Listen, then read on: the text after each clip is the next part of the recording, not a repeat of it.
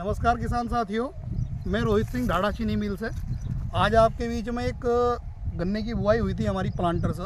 21 अक्टूबर में गन्ने की बुआई हुई थी और मेरे साथ वो किसान भाई भी मौजूद है, अर्पित सिंह जी। आप इनसे बात कीजिए, इनसे छोटा सा एक इंटरव्यू लेंगे आप लोगों के लिए। तो आपका अपना थोड़ा नाम बताइए। मेरा नाम अर्पित कुमार सिंह है। अर्पित कुमार सिंह जी। तो अर्पित जी, जो इस प्लॉट पर हम आए हैं आपके, ये प्लॉट आपने कब लगाया था और किस तरीके से लगाया था?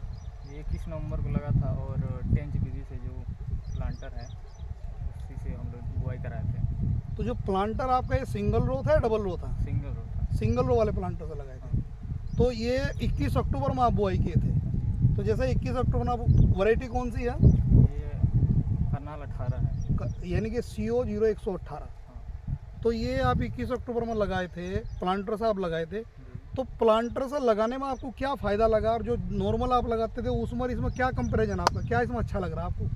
इसमें यही था कि लेबर की कोई ज़रूरत पड़ी नहीं। लेबर की ज़रूरत नहीं पड़ी? लेबर की ज़रूरत नहीं पड़ी। और दूसरी बात ये थी कि इसमें जो जमाव है वो जमाव में तो कहीं ना कहीं सबसे अच्छा है।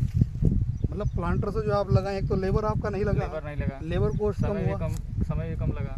समय कम लगा है। हाँ। तो समय कितना कम लगा है? समय लगभग 1 घंटे में 10 कट्ठा खेती बुआई हो गई। मतलब 10 कट्ठे का आपका प्लॉट ये लगभग 1 घंटे में हो गया। 1 घंटे में। 1 घंटे में।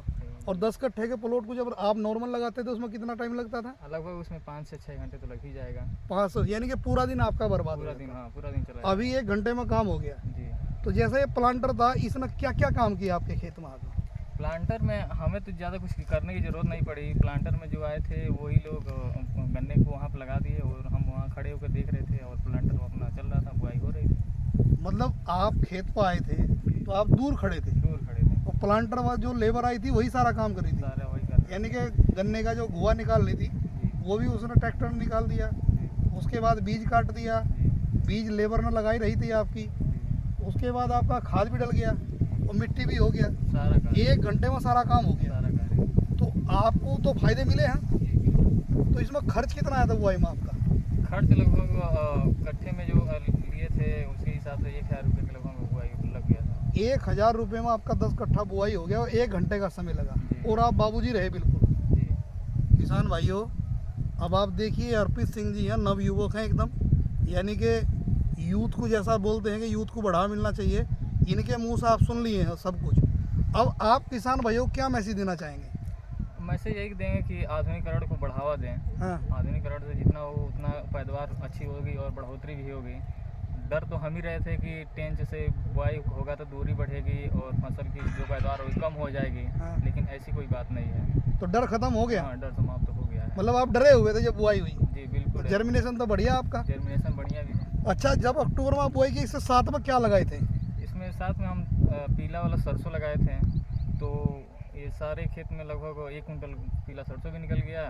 नहीं, जैसा इधर वाले में आप सरसों लगाए, उधर वाले में मसूर भी है। मसूर तो ये भी जो है। सरसों लगी वो कितने कट्ठे में है? ये तो 6 कट्ठे में है। 6 कट्ठे और पैदावार कितनी आई सरसों की? 1 कुंटल। 1 कुंटल सरसों। जी। तो 1 कुंटल सरसों का दाम अभी पीले का क्या रेट होगा?